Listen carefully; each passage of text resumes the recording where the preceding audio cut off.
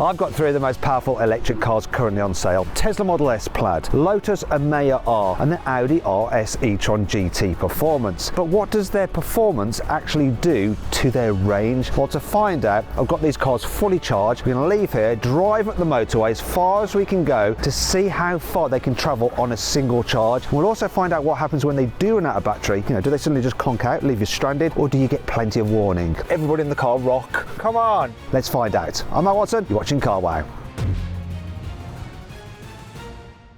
This is how much each of these cars cost. So you can save an average of £10,000 off the Audi through Carwow. This is the size of their batteries, this is their claimed range, and this is how much power they each have. Off we go. Now, rules of engagement. We're going to drive these cars like we'd normally drive, okay? Because if you've got an electric car, you don't have to drive like super cautious and efficient the whole time. You just want to be able to drive it normally. So that'll mean that we're going to be going at the speed limits. However, let's say you are driving your electric car, then you realise that you're going to run out of battery. You're going to start being a bit more cautious and drive slower. So when we get into like a stage where our battery is running out, we're going to probably be reducing the speed, maybe turning off the aircon and so on and so forth, just to eke out that last bit of range, because that is what you would do as a driver. But you don't want to drive like that the whole time, do you? Because what's the point? To that end, we will be having the air conditioner on if we want it and the heated seats on if we want them, though it's probably not necessary because it's not dead cold. Look, it's 10 degrees. Anyway, let's see how we get on. We're going to head out to the motorway and get cruising. Now, each of these cars have various different driving modes, but because we've got the performance models, we want to at least be in sport mode. Now, you do notice that the range on sport is 222 miles, whereas if I put it into range, it is 236 miles. It's a slight difference, but I mean, what is the point of paying all the money for the R version of this car, or the Plaid, or the RS Performance GT, if you're not going to at least run in the sports mode? So we're going to drive in sports mode. Now, when things get a little bit sketchy later on, when we're running out of battery, we might have to deploy our most efficient modes, but until then, let's drive these cars like we'd like to drive them if we own them. So we've been driving now for about 91 miles. The average energy consumption is 45.9 kilowatt hours per 100 miles, which works out to roughly 2.2 miles per kilowatt hour. And it says I've got 124 miles of range remaining. Let's have a check-in with Nick in the RS e-tron GT. I have 65% of my battery remaining, 164 more miles, and at the moment I'm averaging 2.5 miles per kilowatt hour. Rory in the Tesla, what have you got? 69% of its battery left, 239 miles of range, and I'm currently doing 293 watt hours per mile, and that works out to 3.4 miles per kilowatt hour. All right, so this is clearly the least efficient, and that's why I've got far less battery remaining. Now, as part of this range test, I'm going to be checking out how many charging stations are open at the service stations that we stop at. So here we have some grid serves. It looks like 2 bays. One seems to be in action. This one looks like it's about to be freed up. It is working, which is good. We're doing an EV range test. Oh, is it? Yeah, how's your EV? It's doing well. I have to go to the side because it's only one charge. So you can't charge here. Yeah. You've got to go all the way round. Don't you wish you just had a diesel? At times. All right, I'll let you go, mate. Do you have this through your business? Yeah. That's why. Good for benefiting kind. Is that the only reason? Yeah, that's right. But there's another good reason why you might want to buy one of these particular electric cars. They're all very, very quick. The Lotus is supposed to do 0 to 60 in 2.8 seconds, but my battery is just under 50% full, so that might affect things. Launch activated. Oof. 2.9 seconds, that's pretty quick. Now for the Audi, it's supposed to do 0 to 60 in 2.5 seconds. 2.96 seconds. It spins its wheels more than the Lotus, but it just feels more stable. It just goes straighter. Tesla says the Model S Plaid will do 0 to 60 in just under 2 seconds. We're at just over 60% battery, so let's see what happens. Oh, it's struggling for traction. I can feel it holding the power back, and then it absolutely rockets forward. This did 3.07 seconds, but it was absolutely struggling to put its power down the most. Stayed stable though, but once it found traction, you really felt it just take off, and then it felt faster than the others. But that initial pickup on this surface, it struggled the most. It wasn't the most scary though, that was a Lotus. But 0 to 60 times are only part of the story. How would these cars compare over a standing quarter mile? Well, I haven't raced the new Emeya yet, but I have timed the Lotus Electra SUV. That car uses the same platform and the same 918 horsepower electric motors as the Emeya, and its best quarter mile time was 10.8 seconds. I'd expect the slightly lighter Emeya to be a bit quicker, but I'm not sure it'll match the Audi RS e-tron GT's best time, which was an impressive 10 seconds flat. But the Model S Plaid is in a different league altogether. The best quarter mile time I've recorded in that car is 9.6 seconds. But for plenty of drivers, style is just as important as acceleration. So, which of these cars looks the best? I'm going to start off with the Tesla. Do you know what? I really like the look of it. It looks pretty sporty, especially in this MAGA red. Sorry, slip of the tongue. I meant magma-like red. I think it's called ultra red.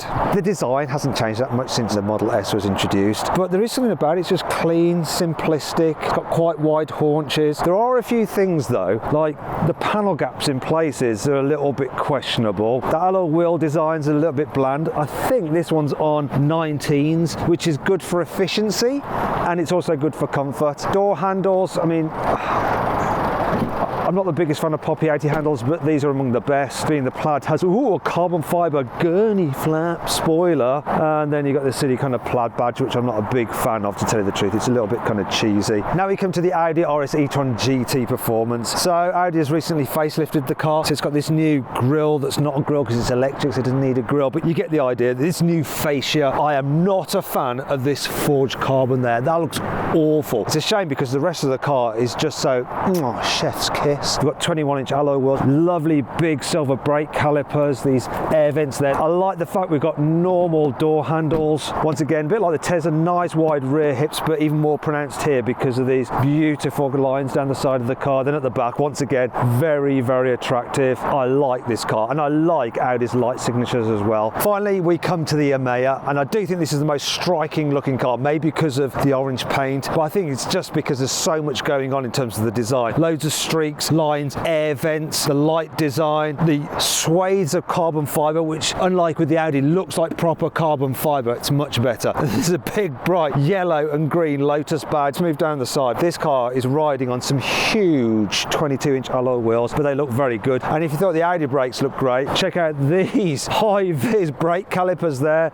We've got these cameras instead of normal door mirrors. These are optional. More on this later on, but I do want to show you the door handles on this because like the Tesla, they are poppy outy, but you know, you have soft close on car doors. This has soft open. In fact, the doors will open all the way out like that if you're sat on the inside, and obviously they're shut like that as well. Oh, lovely. Now moving down the back, once again, very interesting design with loads of like air vents and scoops. This spoiler actually alters its height depending on what driving mode you're in. It's a distinctive looking car. Sometimes I think it's a little bit overdone, but other times I look at it and I think, wow. Overall though, I think the Audi is the best looking.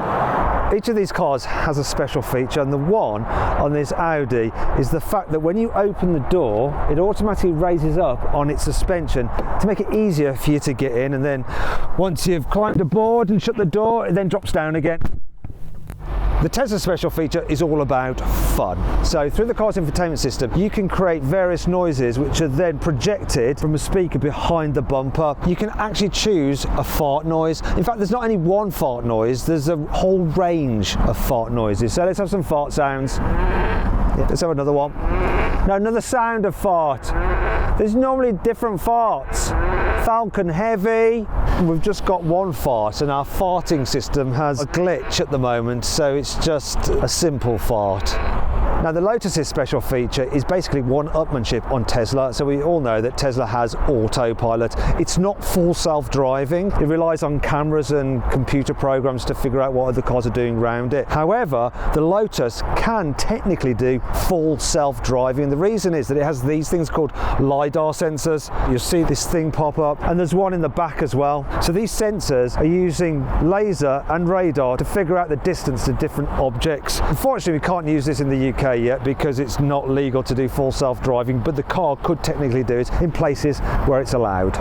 Right, I thought I'd jump into the Tesla Model S Plaid. First thing you notice that it's very quiet. Tesla actually uses noise cancelling technology like you have in your headphones. I think it uses the stereo speakers to counteract the noises that you get from outside the vehicle. So you don't really notice too much road noise nor wind noise. I'm cruising along at 70 and you hardly notice. Another thing that's quite interesting about this car is that you can really tinker with the suspension. You can use this slider to change the handling characteristics of the car and the ride comfort. Normally you can just either have improved handling or improved ride. For some reason I seem to be able to have both. The suspension itself, even in the softer setting, it has a slightly taut feeling to it, but it's not uncomfortable. Only on really broken surfaces does it get a little bit kind of jiggly and shaky. One thing that I'm really annoyed about is that I want to change that door mirror, but I've got to do it through the screen and then this button here, so I'm just not going to bother. But you know, if you own this car, what you'll do is have it set as a preset and you just hit your profile there at the top and it'll automatically set the car up exactly as you want it.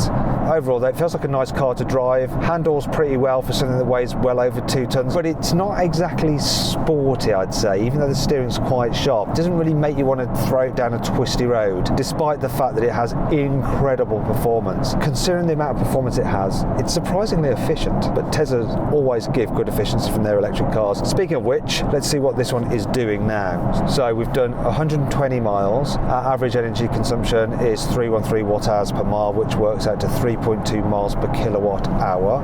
54% of the battery remaining, which is good for a range of 188 miles. Right, let's see how the other cars are doing. Hey Rory, how are you getting on in the Lotus? 2.2 miles per kilowatt hour. It's got 36% of its battery remaining, 85 miles of range left. I thought the Chinese were supposed to be good at batteries and energy efficiency and stuff.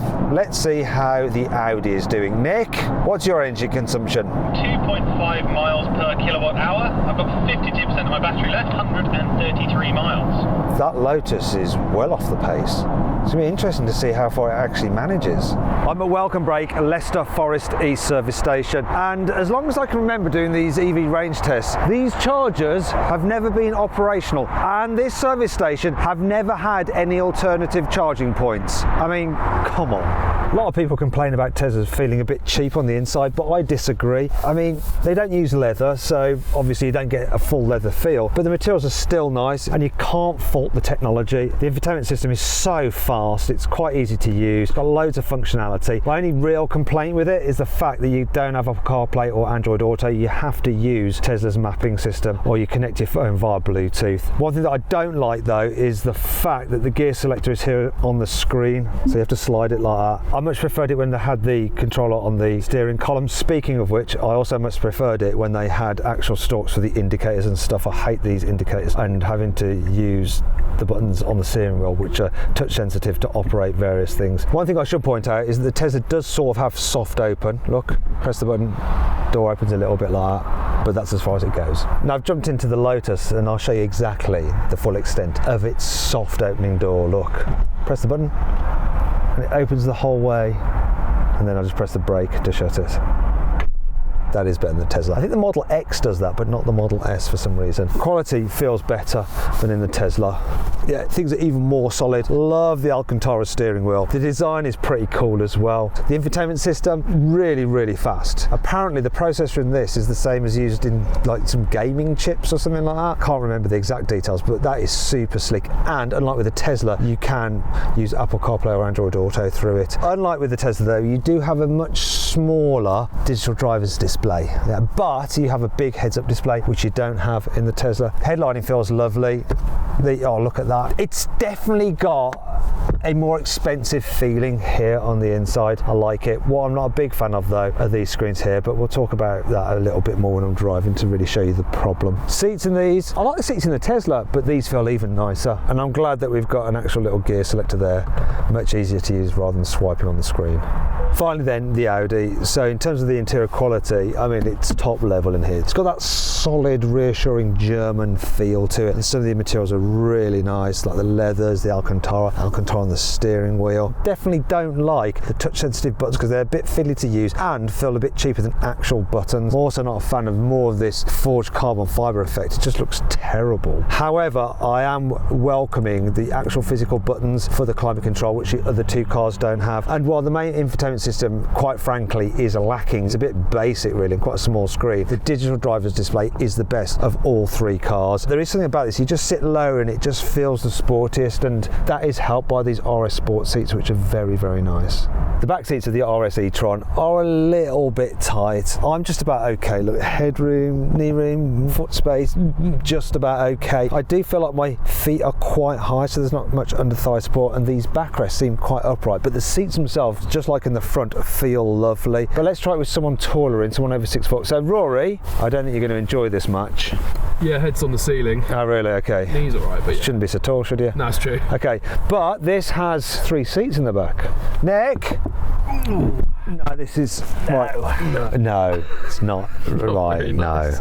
Just like in the front, the Lotus feels extremely special in the back, but this has the upgraded £6,000 extra executive pack. So what that means is that instead of a 3-seater bench, you get these 2 luxury seats, and they feel special. You can recline them. You can also lengthen the seat base or shorten it. And you'd think, based on the amount of knee room I've got and the decent amount of headroom, I think it would be brilliant back here. But there's a problem. Your feet, once again, a bit like in the Audi, but even worse, seem quite high up, so there's no under thigh support, and you can't really get any because the front seats are slammed so low you can't slide your feet under them at all. So that's a bit of a shame, and your ankles end up getting quite uncomfortable. It's really nice with this roof, which you can actually blank out to make it more shaded, so it's got an inbuilt blind. And then you've got features such as the infotainment system here in the back, so you can control things like the massage seats and all that kind of stuff. It's just a shame I can't get fully comfy.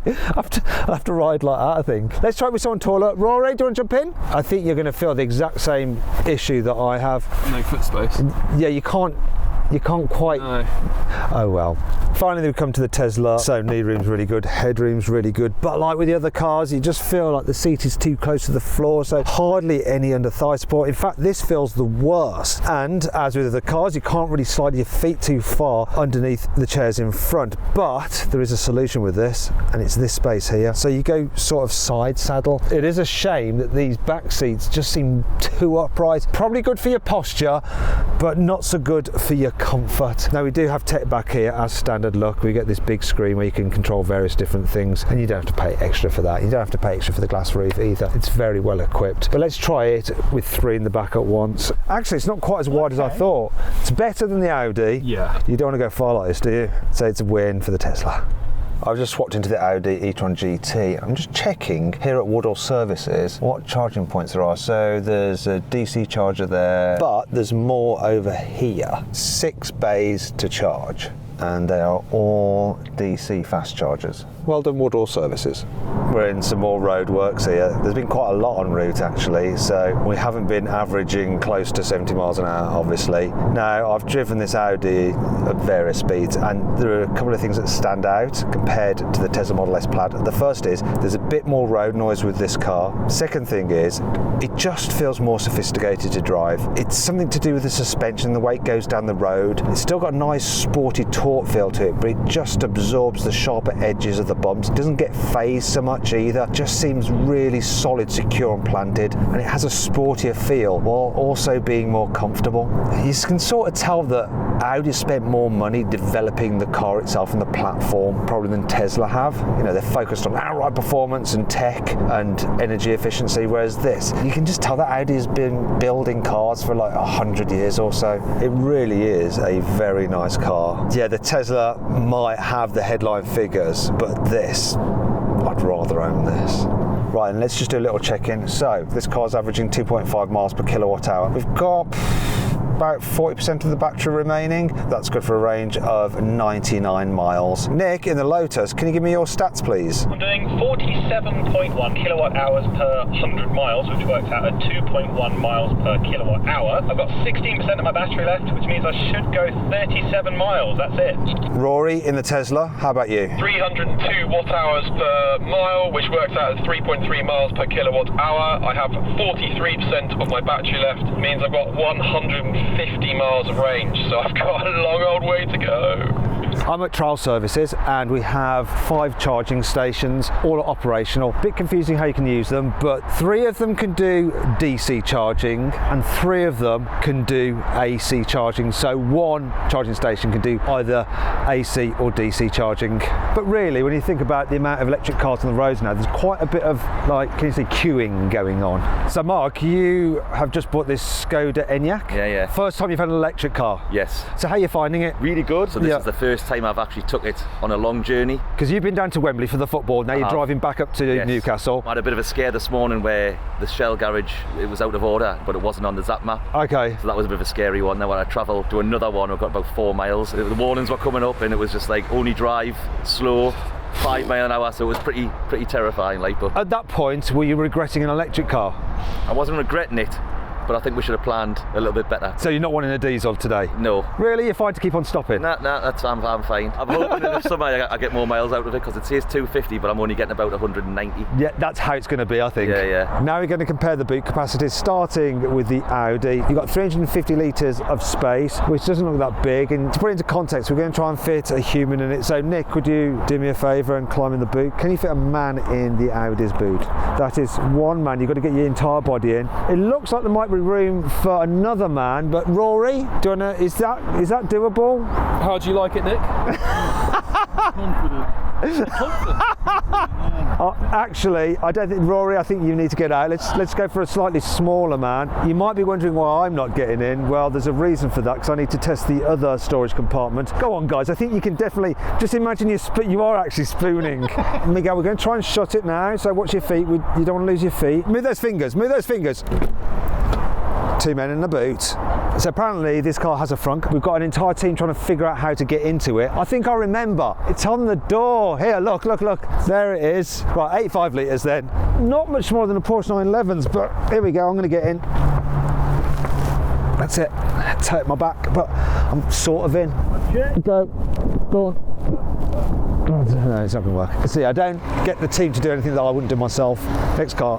The Emeya's boot capacity is 509 litres, but that's if you have the normal 3-seater bench. With the posh seats, you only have 426 litres of space. It looks like it goes back quite a long way, but it's not very deep. Maybe there's some more storage under here. Let's have a look.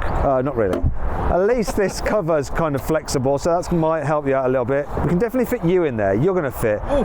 This is where, like, numbers don't tell the whole story. This is no. I mean, you're going to have to 69 it. 69 it. Don't be shy. Oh, easy for you to say. There we go. There we are. I think if we can just. Right, here we go. It's shut in. Oh my God. Shout if it hurts. That's what I say to all the men. Right. No. No. Bigger on paper, smaller in reality. Now it's my turn to try the front boot. We've got 31 litres of fruit space. I mean, can I even stand in it?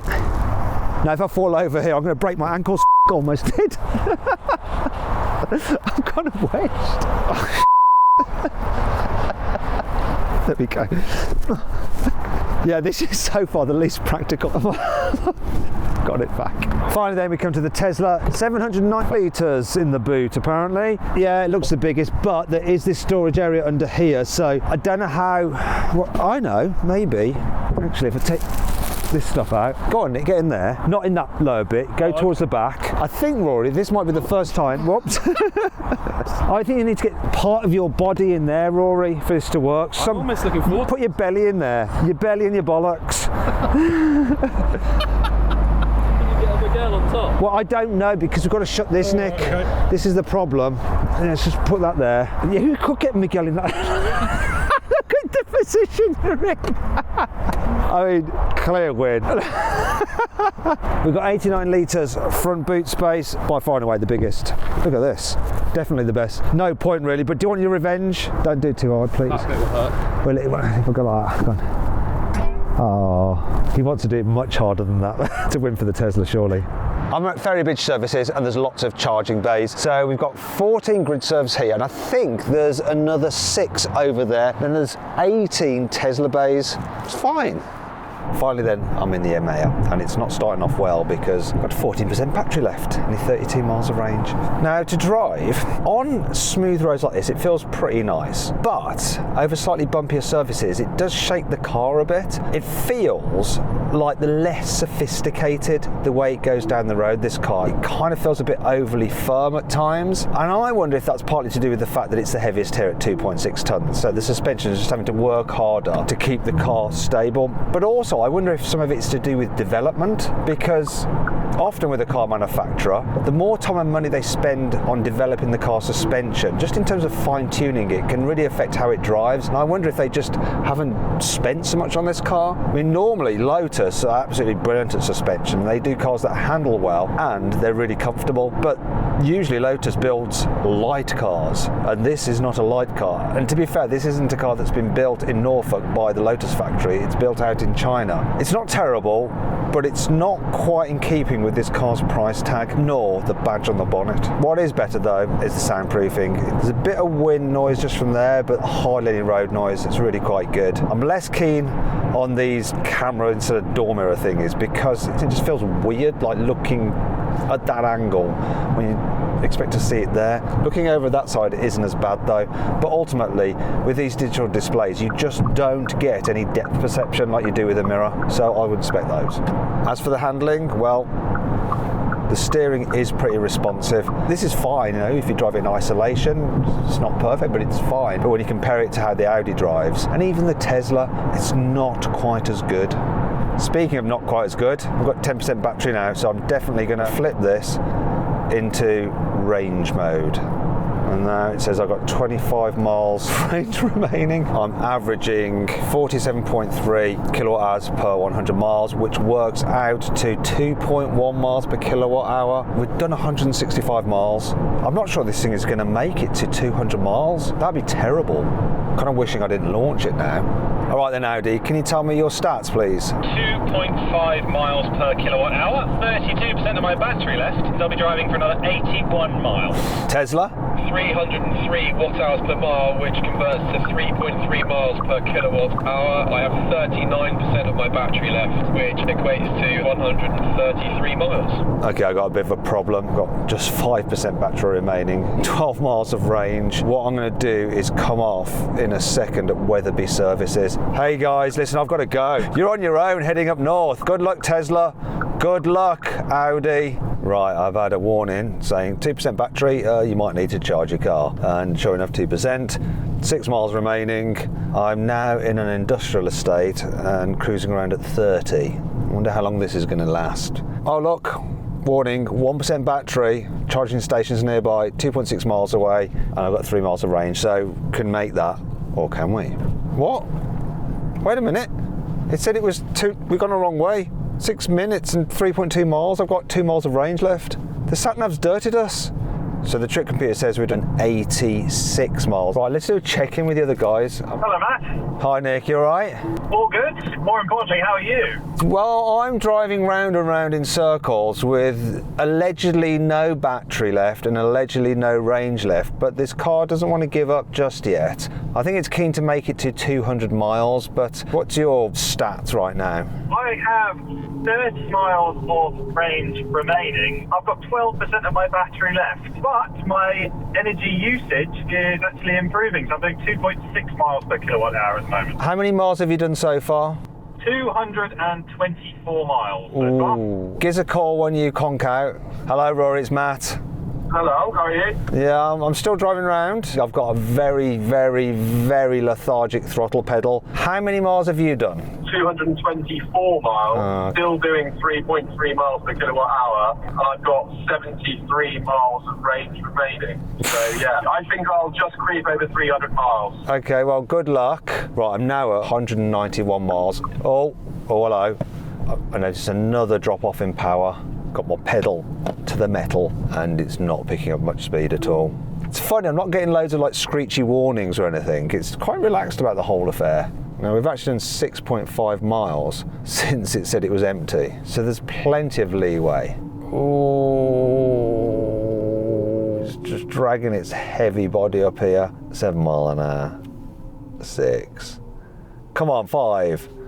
4, come on, get to the top, we're so close to the top. 3, come on. 2, come on. Everybody in the car rock. We're gonna do it.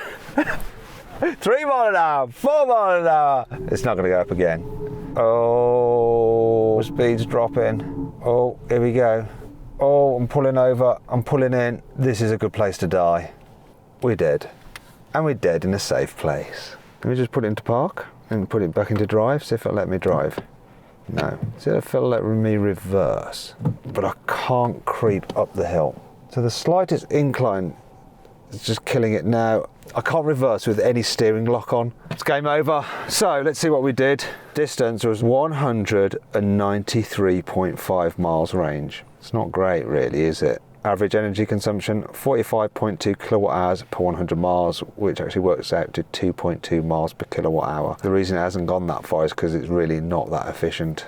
Anyway, we need to charge it up now, and I have a solution. I'm here with Jock. Jock, you're my knight in shining armour. Well, we've got a company called Emeya, and this was designed for recovery. Anybody at Brixton, we just come and help them, rescue them and get them back in their travels to a destination where they can get a correct charge. What you got here? 50 kilowatt rapid charging battery. What we want to do is find out how long it's going to take to put 5 miles of range on this car. I'm going to start the timer, go. This is starting 1 minute now, you hear it? Yeah. Usually when that goes to 28, they're 1%. 1%? What? Yeah, so your vehicle's asking for 44.4 kilowatts and we're getting at 44.7 just now. Wow. Can you see 1% on the dials? So we're going to go from here to the DC rapid charger, but this is going to get us able to do that very, very quickly. We have a mile. That's quite good. So it's done 8 miles in just over 4.5 minutes. The Emeya system could recharge the Lotus more if I needed, but in less than 7 minutes, I already had enough battery to get me to the closest DC fast charger. So off I went. Right, I've got the car plugged into a charger and this thing is super fast. So it's charging at an incredible 312 kilowatts. It's been plugged in for 6 minutes and it's now at 37% full. This is how it should be, and there's absolutely loads of blooming chargers around here as well. Do you know what? Electric cars could actually work. It might not all be doom and gloom, you know. Let's call Nick in the Audi. Hello Nick, you alright? Is your car still running? It is still going. I have 5 miles remaining and I'm cruising around Durham. So how far have you driven? 247 miles now. I got a little bit over 190. Let us know when you finally conk out, okay? Certainly will. Hello. Hello Rory, how's it going? Yeah, it's going well. I've got 19 miles of range left now. Things are turning red. I'm not going to get anywhere near where I thought I was going to get. I'm not sure I'm even going to make it to Alnwick at this rate because that's 29 miles away. I've got some decisions to make, whether to double back on myself because I've just made it past Newcastle, or whether to try and get to Alnwick, which is 10 miles beyond what this says it'll do if I try and hypermile it up to that. So how many miles have you done so far? 269 miles in total. Do you reckon you might be able to eke it over 300 miles or no chance? According to this, I'm going to run out in 18 miles, which will take me to 288 miles. Oh, so maybe, depends what's in the reserve, doesn't it really? We'll find out. So I'll let you know. Meanwhile, in charging land, over half full in 10 minutes. These chargers are brilliant. It's slowing down a bit now, it's at 225 kilowatts, but it's a lot quicker than at my house. 85p per kilowatt though, so it's going to cost £70 to fill this thing up. Anyway, I need to go home and I'm not sure that I can wait 10 minutes for this to be full and risk another stop. So I've got an idea. But only a few minutes later, I had a call from Nick in the Audi. Hi Nick, how you doing? Yeah, good. Finally dead at my end. I was driving around, had no warnings until I got down to seriously low battery. 5 miles of range remaining. It started to get a bit slower, but I could still easily do 30-40 mile an hour. That was fine. And then when I got down to 1 mile remaining, it was struggling to do more than about 20-25 miles an hour. So I was circling around where I knew there was a charger. And then suddenly I get a warning flash up saying air suspension fault. So I try and do a 3-point turn to get myself back to the charger as quickly as possible. And then I get a 4-wheel drive system fault, and it leaves me stranded in the middle of the road. Thankfully, one of the parked cars here, 2 guys were coming back, so they gave me a push. What happened in terms of your range and your average efficiency and all of that? I managed to do 250 miles, and my energy consumption over that was 2.6 miles per kilowatt hour, I think. Cheers then Nick, speak to you later. Hey Rory, how you doing? All good. Managed to right next to an Instavolt charger and played a sort of game of cat and mouse going back and forth between 2 roundabouts. Reduced power from about 10 miles on the indicator, and then I did 13 miles beyond zero. Whoa! And then very suddenly, there were lots of red flashing lights and it said car is shutting down. At which point, I had about 30 seconds genuinely to decide what to do. So I luckily pulled in next to the charger and the car died 15 metres from the charger. And I couldn't get the wire to come across. After a bit of Googling, I managed to find service mode. Then you can put it in tow mode, and as long as you keep your foot sort of on the brake, you can enter that mode, and then it releases the handbrake. Basically managed to roll the car back to the charger. In the end, it managed 295 miles range. Wow. So pretty good, pretty good. Pretty good. And what was your average efficiency? 3.2 miles per kilowatt hour. But guess what, Rory? I'm not in the Lotus. I'm actually now halfway home because I left the Lotus charging with somebody else, and instead I jumped in our tracking car, the Skoda Superb diesel, which, to tell you the truth, is averaging 47 miles to the gallon. It's done 250 miles and it hasn't even used a half tank of fuel yet, so I'll get back home without having to fill up once. That does sound like the future, to be honest. All right, cheers, Rory. I think I scammed everyone with this. Anyway, this is definitely the preferred option for getting home when it's late. So then, what exactly happened? Well, the Lotus died first, after just 193.5 miles. That's 64% of its claimed range, and an average energy usage of 2.2 miles per kilowatt hour. Now that doesn't sound like a lot, but remember, all these cars were driven in sport mode for the majority of the test. The Audi came second. It managed 250.8 miles on a full charge, which is 69% of its claimed range. Overall, it returned 2.6 miles per kilowatt hour. But the Tesla won, easily. It managed 295 miles, which is 79% of its claimed range. It was also by far and away the most efficient car in the test. It averaged 3.2 miles per kilowatt hour.